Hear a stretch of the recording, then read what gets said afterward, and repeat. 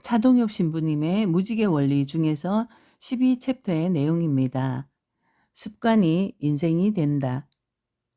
필자의 하루 활동량을 잘 아는 이들은 간혹 묻는다. 언제 강의하시고, 언제 연구하시고, 또 언제 그 많은 글들을 쓰십니까? 도저히 짐작이 불가능한 그 답은 새벽 시간이다. 새벽 시간 서너 시간만 확보하면 보통의 하루 몫을 대체한다. 이것이 필자의 비밀이다. 고백하건대 새벽은 나에게 큰 짐이었다. 누구고 아침 타입이 있고 저녁 타입이 있다고 한다.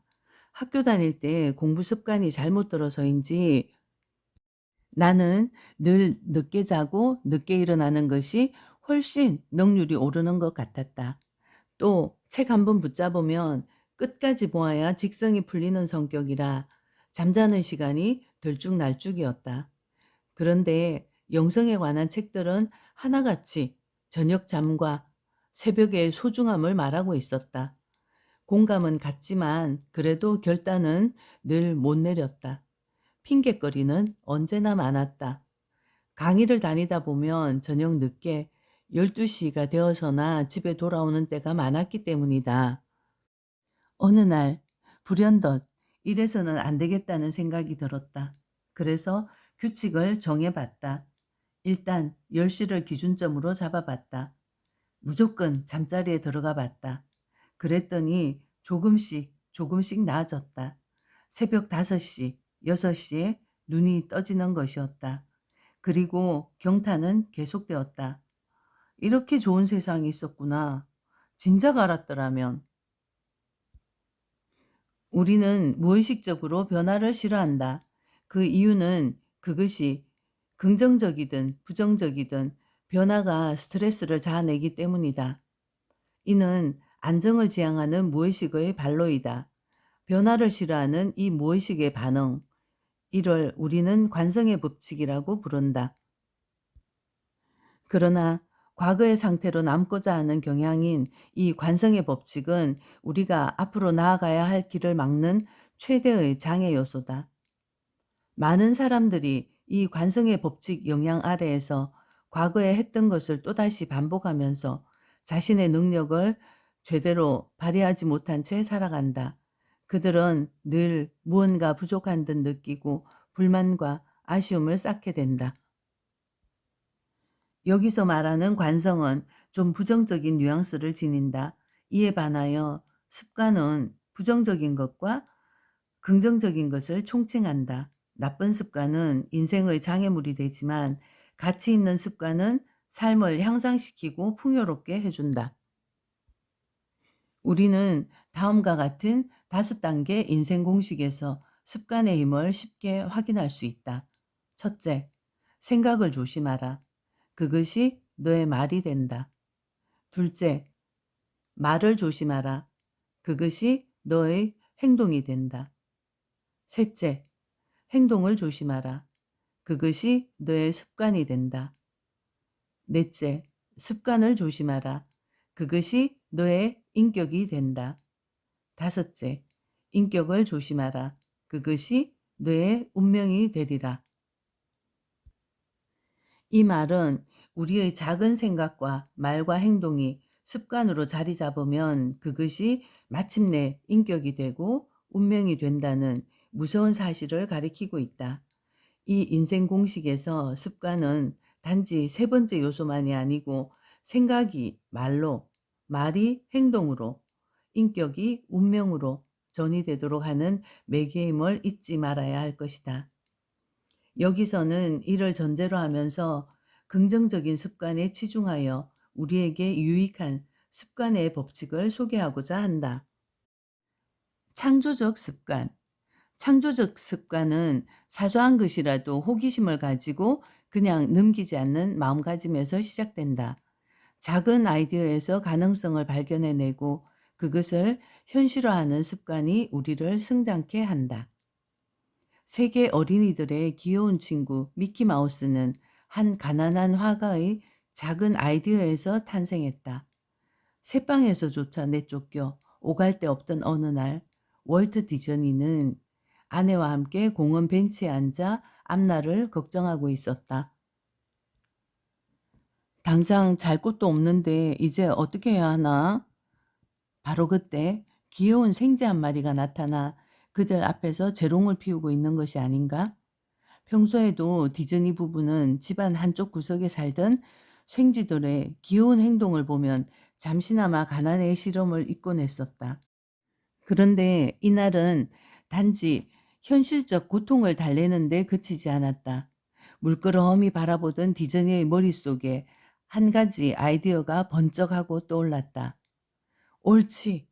세상에는 우리처럼 가난에 쪼들리며 고달픈 삶을 사는 이들이 얼마나 많은가. 그들을 위해 이 앙증스러운 생쥐의 모습을 만화로 그린다면 큰 위안이 되지 않을까? 이것이 바로 오늘날의 미키마우스 탄생 일화다. 훗날 자신의 성공에 대해 디즈니는 다음과 같이 말했다고 한다. 미키마우스는 우리 생활 주변에 살아있는 아이디어가 얼마나 중요하고 위대한가를 잘 보여주는 생생한 교훈이다. 이처럼 우리가 안고 있는 문제를 풀기 위해 기존의 것을 창조적으로 응용하는 순간 그것은 이미 우리의 독창적인 아이디어가 된다. 창조적 습관을 몸에 익히자. 좋은 습관 들이기. 3살 버릇 8애라도 고치자. 인생을 바꾸려면 3살 버릇 8애라도 고쳐야 한다. 한번 형성된 습관은 고치기 힘든 것이 사실이지만 우리의 의식과 꾸준한 행동 변화에 대한 노력이 있다면 바른 습관으로 고쳐나갈 수 있다. 이제 낡고 불필요하고 잘못된 습관들을 과감히 버리자. 물론 이것은 쉬운 일이 아니다. 새로운 습관을 몸에 익히려면 낡은 습관이 몸에 뱄을 때와 마찬가지로 어느 정도의 시간이 걸리기 때문이다. 성공을 부르는 긍정의 힘의 저자 사토 도미오는 습관 형성을 다음과 같이 설명하고 있다. 새로운 습관은 꾸준함, 자리 잡음, 자신감, 확신이라는 과정을 거쳐야 비로소 내 것이 된다. 따라서 어떤 사고를 습관화하려면 여러 번 생각하고 말로 표현하고 글로 써서 몸 안에 프로그램처럼 저장해야 한다. 여러 번 되풀이하는 동안 하면 될 거야 하는 마음이 싹 튼다. 비로소 새로운 생각이 자리를 잡은 것이다. 이 변화를 실감했을 때 이번에도 잘 된다. 좀 더 잘할 수 있다는 감정이 끌어오른다. 그것이 자신감이다. 자신감이 뒷받침되면 잘 해야지 하고 의식하지 않아도 무의식적으로 몸이 움직인다. 이때는 확신의 단계에 도달했다고 생각해도 좋다. 새로운 습관은 이런 과정을 거쳐 무의식적인 습관으로 뿌리내린다.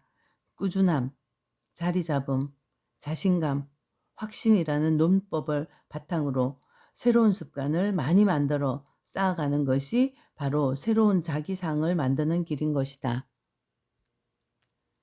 승자가 되려면 성자처럼 행동하라. 17살의 어린 나이에 자신이 진짜 프로 감독인 양 정장 차림에 서류 가방을 들고 유니버설 스튜디오를 들락거렸던 스필버그는 이제 영화계에서는 타의 추종을 불허하는 인물이 되었다. 채플린은 자신을 믿고 성공한 사람처럼 생각하고 행동해야 성공할 수 있다면서 이렇게 말했다. 나 자신을 믿어야 한다. 나는 고아원에 있을 때도 음식을 구걸하러 거리에 나섰을 때도 나는 이 세상에서 가장 위대한 배우다라고 나 자신에게 말했다. 아주 오래전 아리스토텔레스 역시 이렇게 설파했다. 용감해지려면 용감한 것처럼 행동하면 된다. 성공한 사람처럼 생각하고 목표를 달성한 것처럼 행동하면 우리에게 놀랄 만한 일이 일어난다. 우리의 온갖 에너지가 그쪽으로 쏠리기 때문이다. 승자가 되려면 목표를 성취한 자신의 모습을 상상하는데 매일 얼마 정도의 시간을 할애해야 한다. 벤처 회사를 설립하는 것이 목표라면 일단 모델이 될 만한 회사에 들러보라.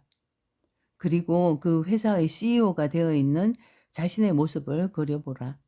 원하는 바를 생생하게 상상할 수 있다면 여러분은 이미 마음속에 그것을 성취한 것이다. 21의 법칙. 심리학에서는 보통 어떠한 것이 습관으로 자리 잡기 위해서는 21일간의 연습이 필요하다고 한다.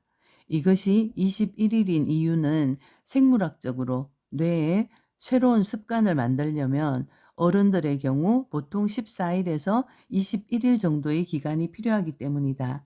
이렇게 21일 동안 자신이 원하는 모습에 대해 크고 명확한 목표를 세우고 그것을 매일 실천하면 나 스스로를 자신이 원하는 사람으로 바꿀 수 있다.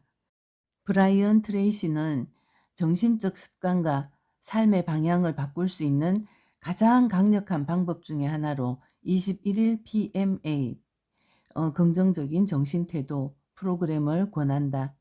이것은 21일 동안 24시간 내내 생각과 말과 행동을 달성하고 싶은 목표와 되고자 하는 사람에게 일치시키는 것이다. 또 21번의 법칙이라는 것이 있다. 이는 무엇을 자신의 것으로 삼고자 하면 최소한 21번 연습해야 한다는 말이다. 이는 공군 조종사를 전쟁에 투입하기 전에 모의 훈련을 몇 번 하는 것이 가장 효과적인가를 알아내기 위해 조사해 본 결과 21번 이상 훈련받은 사람들에게서 가장 높은 생존율이 나왔다는 통계에 근거한 말이다. 그러니까 무엇이건 최소한 21번의 반복 훈련이 필요하다는 말인 것이다. 습관들이기에도 이 21번의 법칙을 적용해 보자. 사람은 무엇을 하든 21번 이상 하여야 자기 것이 된다. 몸에 밴다. 할 수 있다면 이 책도 21번 읽기를 권장한다. 그러면 반드시 기적이 일어날 것이다. 100번의 법칙. 혹시 주어진 여건상 늘 남보다 뒤떨어진다는 의식에 발목이 잡힌 사람의 경우라면 100번의 법칙을 권한다. 아무리 안 되어도 100번 반복하면 되게 되어 있다. 다음에 소개하는 100번의 법칙 때문이다. 거머리를 가지고 다음과 같은 실험을 하였다. 거머리가 달라붙으면 전류가 흐르는 감전장치를 설치한다. 기억력이 없는 거머리는 떨어지면 붙고 떨어지면 붙고를 반복한다. 그러나 100번째에는 안 붙는다. 그리고 그 실험을 한 거머리가 새끼를 낳았는데 그 새끼 거머리도 안 붙는다.